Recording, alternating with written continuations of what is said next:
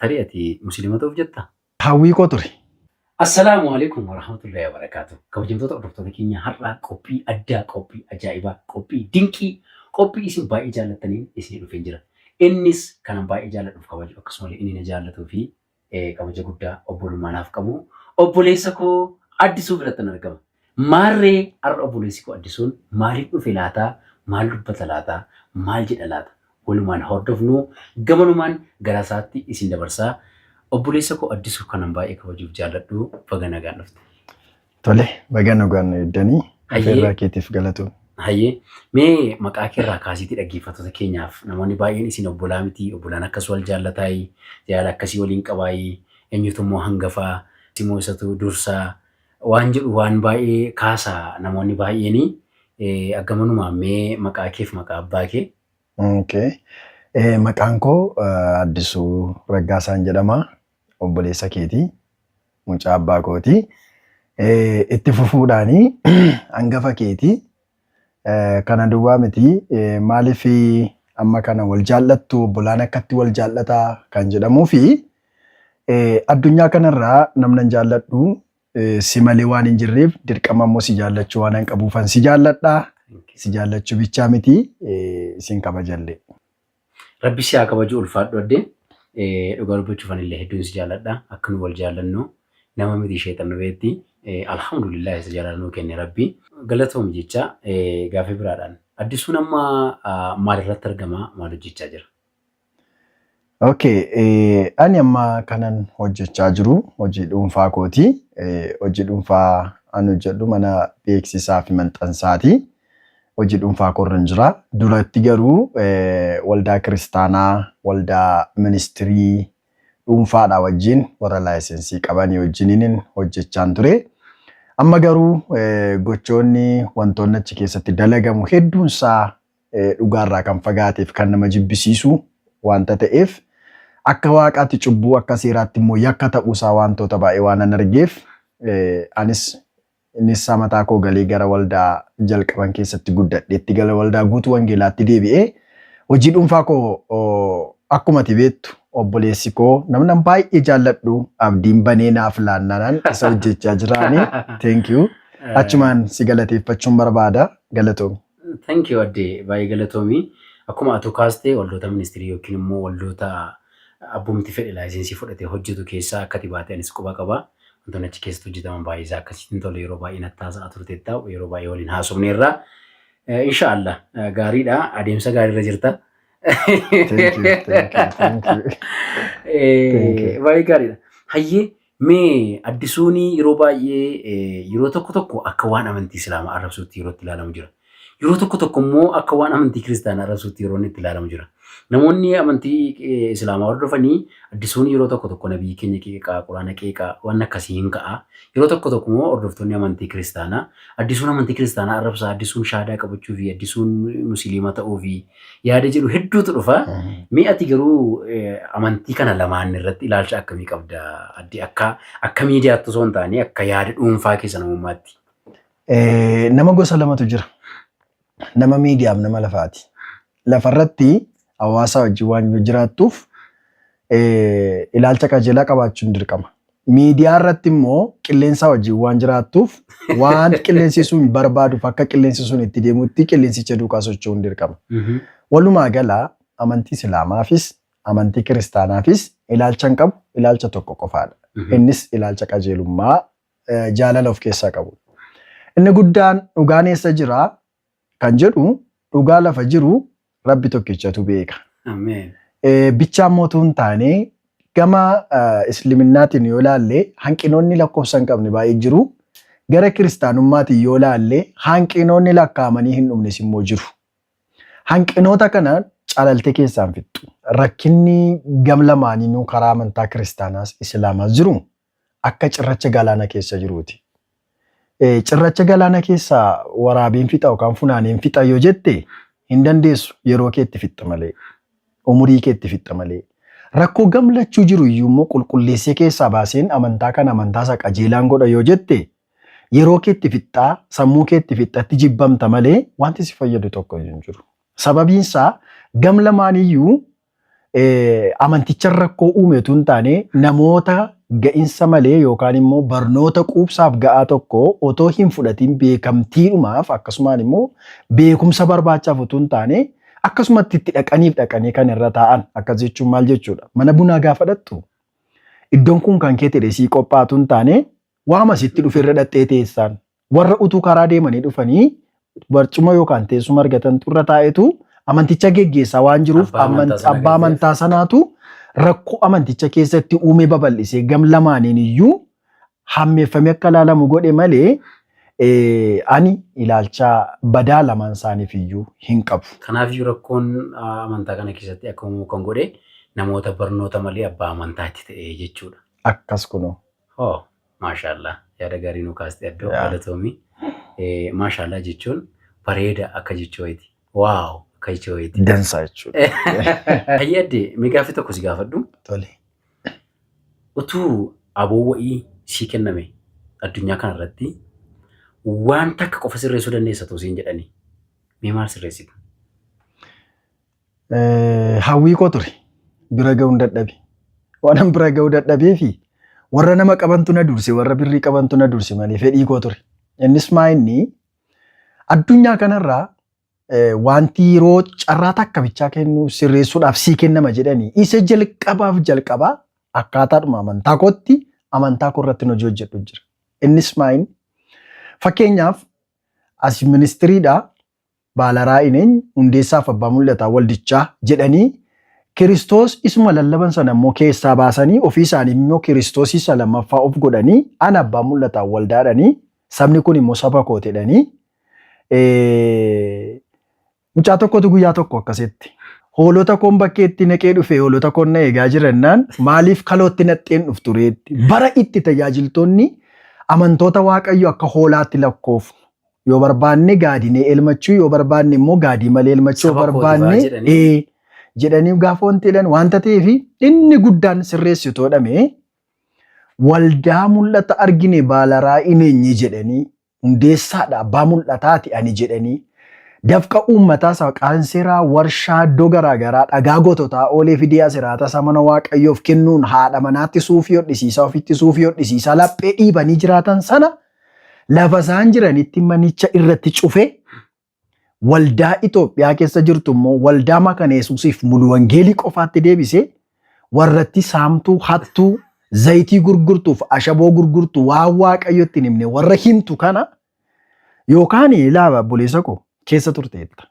yookaan tajaajila isaanii irraa barumsa barattuu hin qabdu yookaan jireenya isaanii irraa barumsa barattuu hin qabdu jarri kuni kaayyoon isaanii qaawwa argatanii nama dadhabaa tokko isaan argatanii akka uffata bitatanii jireenya jiraatanii mana isaanii ijaarratanii haadha manaa isaanii ittiin kunuunfatan barbaadu malee namumtii inni baalaraa ineenyi hundeessa waldaa kiristaanaati jedhanii lubbuudhaaf namni dhama'ee saba kana geggeessa tajaajilaa jiru waan hin jirreef guutummaa guutuutti walditti erga lafa isheen jirtutti cufee booddee waldaa mulu wangeeliin makana Yesuus taasisee jarattii garuu waggaa 5 yookaan waggaa 6 mana hidhaatti ishee rakkisan. Dhugaan sitti malee. Otoo naan dhufiini naannoo raajiidha hin waamaa turan. Raajiin sadaffaan hin jiru ammayyuu taanaan. Akkamitti yoo jette Yesuus tajaajilee darbee barsiisaadha ergameera hojjeteera. Raajonni 17 immoo macaafa qulqulluu keenya keessatti caafamaniiru. Warri amma dhufan kun raajota eenyuuti isaan? Kan naan galle. Moo macaafa sadaffaa barreessuu yaalamuutu jira moo lafa sadaffaa lammaaf sadaffaa uumamu jira moo samii lammaffaa uumamuutu jira moo raajota warra amma jedhan kana macaafa qulqulluu isa kamtu isaan deeggera apostiliidha warra jedhanii isa kamtu isaan deeggera dhugaan sitti maachuudha walumaa gala maqaan isaan ofirra kaa'an kuni dookimentii yookaan immoo waamama maqaa beekamtii waaqa biraan qabne fuudhanii ofirratti laxxafan malee raajoti warri amma jiranii otoo tajaajilaafaa of hin jedhanii hojjetaafaa ofii otoo hin jedhanii agalgaa'ifaa otoo hin jedhanii malee raajii apostil minaamin kan jedhu deeggarsa macaafa qulqulluu walumaa gala hin qaban. Kanaaf iyyuu jiratti akka kottutu biyya kana bush jedhanii ministirii cufeen jiratti mana hidhaatti ishee naqa. Lammaffaa immoo kaasaa amantoota kana isa zayitii gurguran isa ashaboo gurguran kiyeestaa illee dabalatee gatii sooftii dabalatee gatii nyaataallee fidadhaa koottaa akkas godhaa jedhamu dabalatee kisaaraa wajjiniin kan falchiisee mana dhaadhaa yaasu. Kanadha jechuudha. Mikinaatu gufannaaf gufuun dhaloota kanaa inni guddaanii warroota abbaa hafuuraa hin qabne akkasumatti karaa deemaarra warra dhalatan utuu waan argine warradhan otoo seexana takkitti iyyisiisuudhaaf 3 seexana iyyisiisanii 7 immoo ofii iyyan kana isaan kanan iddoo iddootti gashaa otoon silxaanni wayinaa kenname. Aboo Rabbi silxaana jessitaa kennu. Ameen. Maashaallah. Kabajamtoota hordoftoota keenya qophii keenyarraa baay'ee akka barattan akkasumallee akka bashannantan abdii guddaan qaba. Hayyee addee ammallee gaaffii tokko sii dabaluu laata? Naaf dabale. Hayyee galatoomne. Amma bara keenya keessaa yeroo itti Waaqayyo akkasiin jedhu keessa jirra.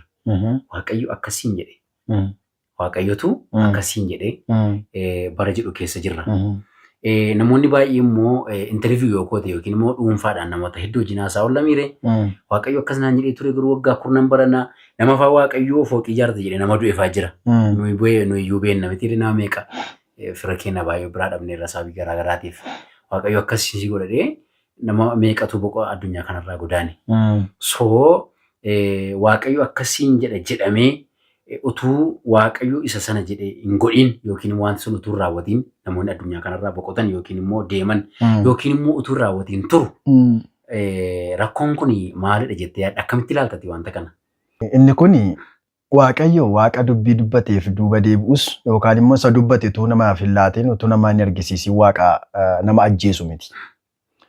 Waaqayyoon dubbate jechuun hin xumurame jechuudha. Jarri Waaqayyoon natti midhanii Waaqayyo wajjin wal argu miti hafuura qulqulluu wajjin waliin argine. Dhugaan sitti maal jechuudha? Yesuus wajjin waliin agarrette? Daandii waliirra iyyuu hin baane. Akkas jechuun maal jechuudha? Waaqayyo Museen dhumtiyyuu Waaqayyoon abidda keessaan sagaleedhaan arge malee qaamaan namni Waaqayyoon arge hin jiru. Otoollee xiqqoo hafuura qulqulluun akkas naan jedhanii amma tokko hin deemsisa. Waaqayyo natti dubbate gaafadhamu waaqachuun ikko uumaa wajjin haasaa jiru jarri kun jechuudha. Uumaa wajjin haasaa jiru erga ta'ee hafuurri qulqulluun eenyutti dubbata. Yesuus akkas jedhe anu hafuura koo isin biratti nan dhiisaa inni immoo isin jajjabeessaa jedhe hafuura koo nan erga isinitti nan dubbadhaa jedha innooti hafuurri qulqulluun hojii dhaabe. Waaqayyo ilmi immoo Yesuus hojii dhaabe akkamitti Waaqayyo abbaan ilmaa fi hafuura qulqulluu bira dhufee namicha kanatti himuu danda'a. Walumaa gala Waaqa jaratti hin himne. Dogoggorri Saamsoon inni jalqabaa kufaatii isaatu hin taane raqa keessaa damma nyaachuu isaati. Sobni raajota kanaas immoo ergaa dubbachuutu hin taane utuu Waaqayyoon himee Waaqayyotu natti himechuu isaati. Kanaafi Waaqayyo takkaayyuu karaa hafuura qulqulluutiin namatti dubbata malee kallattiin dhufee kan dubbate jira yoo jedhame macaafa qulqulluu keessaallee utuu nuu dhiyaate natti tola. Na waan nama dhibu. Kanaafi namoonni baay'een kan isaan abdii kutatanii amantiitti dadhabanii laafanii akka hin taane ta'a jiranii.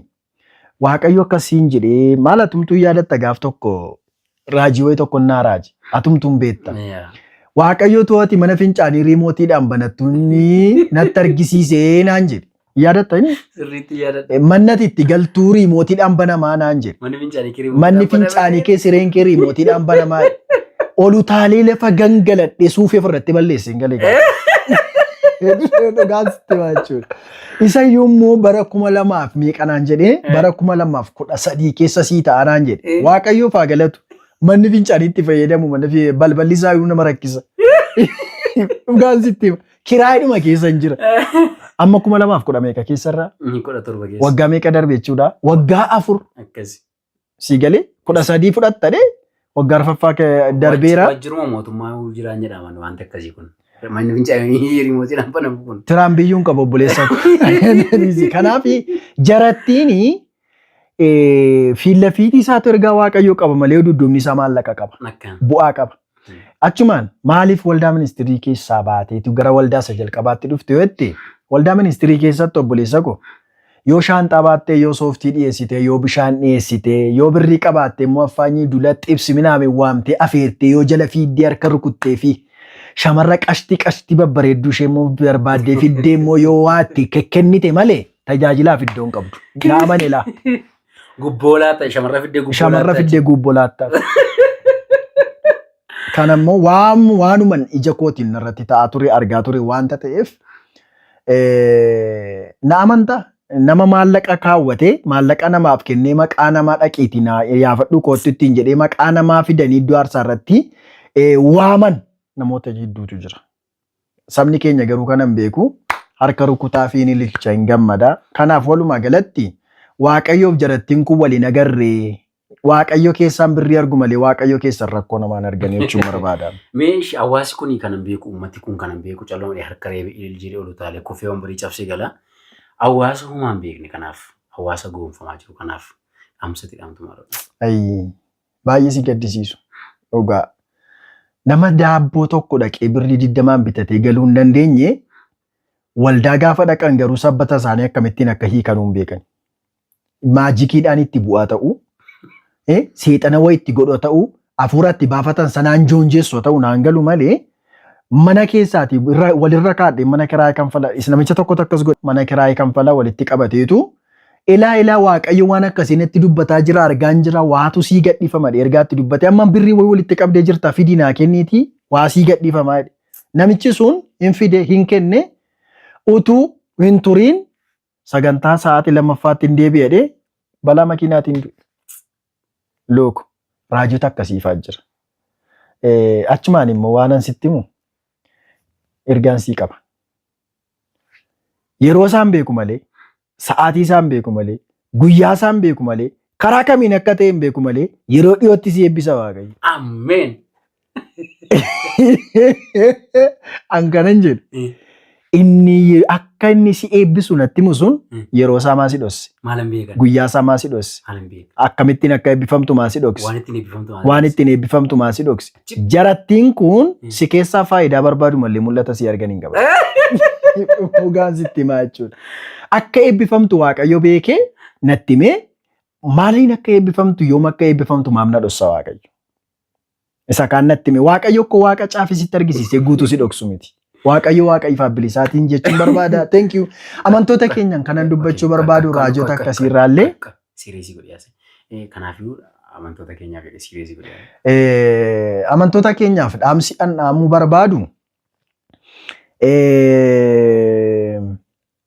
akka nama shonkooraa nyaatuutti nyaatamurra darbitanii akka nama abukaadoo quncisuutti yookaan muuzii quncisuutti quncaafamaa jirtu.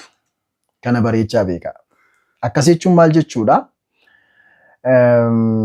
Waaqayyo waan raajii sobaa qallabdeef sin eebbisu.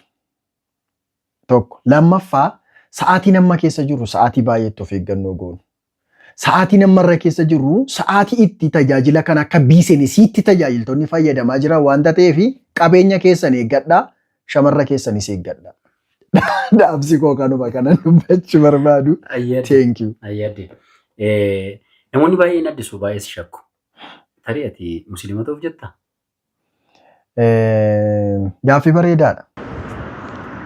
Hayyee kabajamtoota hordoftoota keenyaa kutaa lammaffaasaa guyyaa hin beekamnetti isiniif dhiyeessinaa. Abdiidhaan obsaan nu eegaa isiniin jennaa. Egaan qophii keenya irraa barumsa guddaa akkasiin barattan shakkii takka illee hin qabnu galatooma barakadhaa. Wassalaamu alaikum wa rahmatullaahi wa barakaatu. Thank you.